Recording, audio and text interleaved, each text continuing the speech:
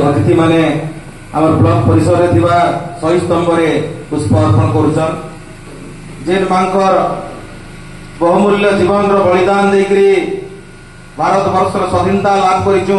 आज आम जड़े स्वाधीन भारतीय हिसाब से निजक गर्व अनुभव करुछु।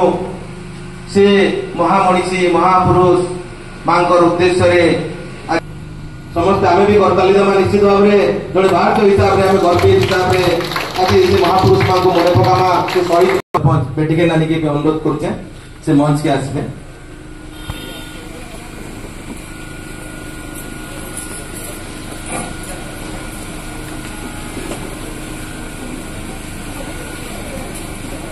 आमर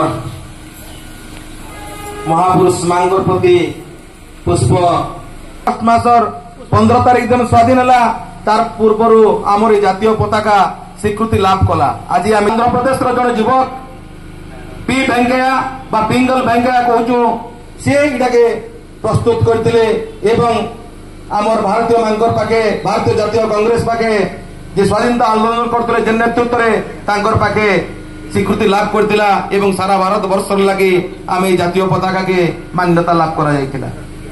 तार लगी आम अगस्त 15 हो जनवरी 26 हो प्रत्येक समय आम तिरंगा पताका उत्तोलन करके आम सेल्यूट मारसु सम्मान जनासु।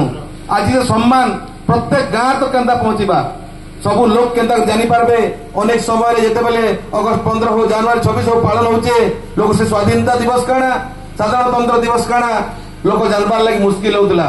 तो तिरंगा के गाँ गाँ तक पहुंचाबार लगी कार्यक्रम आयोजन होचे प्रति वर्ष अगस्त मासरे एवं चलित वर्ष अगस्त 9 तारिख रु 14 तारिख तक ये तिरंगा हर घर तिरंगा कार्यक्रम आई देछि। आज आमर सदर साहब पाखे अछन आमर सीआरपीएफ रो एसी महाशय पाखे आमर ब्लॉक रो अध्यक्ष महोदया डांडे बहिछन आमर ये कार्यक्रम रो आयोजक स्थानीय गोष्ठी उन्नयन अधिकारी डांडे बहिछन आमर स्थानीय तहसीलदार मिश्र सार एवं सभा शेष बहिछन आमर स्थानीय सरपंच